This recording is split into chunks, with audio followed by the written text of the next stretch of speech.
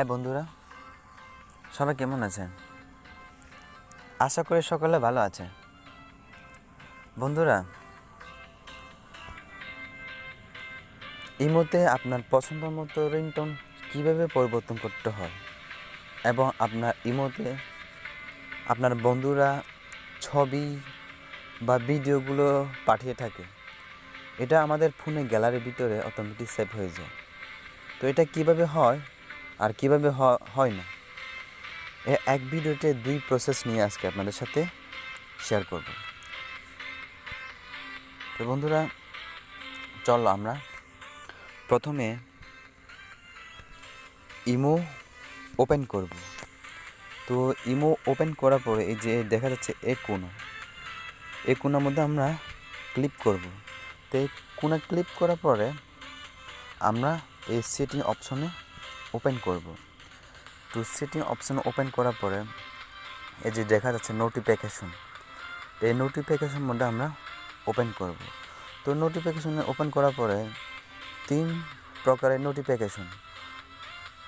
এই notification ton হলো আপনার ইমোতে যে কেউ বন্ধু অথবা যে কেউ মেসেজ বা ভিডিও পিকচারগুলো পাঠিয়ে সে সময় এই নোটিফিকেশনটা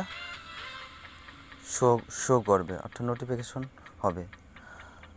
আর এই 2 নম্বরে গ্রুপ নোটিফিকেশন, অর্থাৎ আপনার মোবাইলে বা ইমোতে যদি গ্রুপ করে যদি থাকে তাহলে এই গ্রুপ মধ্যে আপনার এখান থেকে একটা নিজের পছন্দ মতো আপনার নোটিফিকেশন অর্থাৎ টোনস এখান থেকে চুজ করে আপনি পছন্দ মতো চুজ করে রাখতে পারবেন। এখান থেকে যে কোনো একটা টিক মার দিলে আপনার সিলেকশন হয়ে যায়, অর্থাৎ সেভ হয়ে যায়।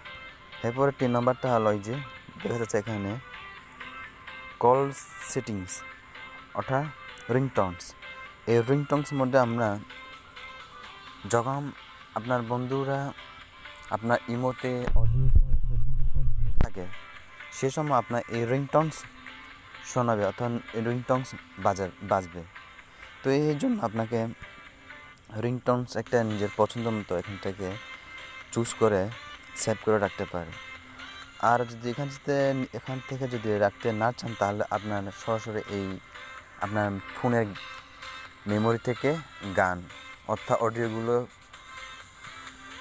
অডিওগুলো আপনি চুজ করে সেভ করে রাখতে পারে।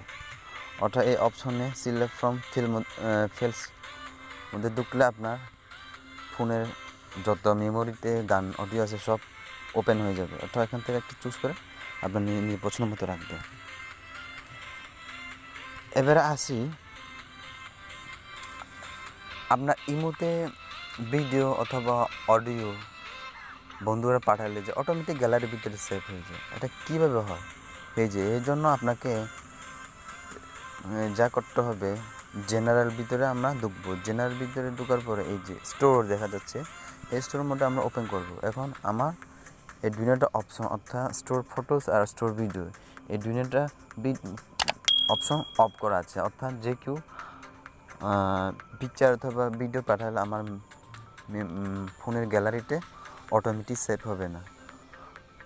ঠিক তদ্রুপ আপনি যদি চান বা যে কেউ যদি পাঠান ইমোটে ভিডিও অথবা পিকচার যেগুলো পাঠান এগুলো যদি অটোমেটিক সেভ মোবাইল গ্যালারির ভিতরে যদি সেভ হতে চান তাহলে এটাকে এই অপশন অন করে দিয়ে দেবে। বাস্ট আপনার যে কেউ পাঠালে আপনার গ্যালারিতে সেভ হয়ে যাবে।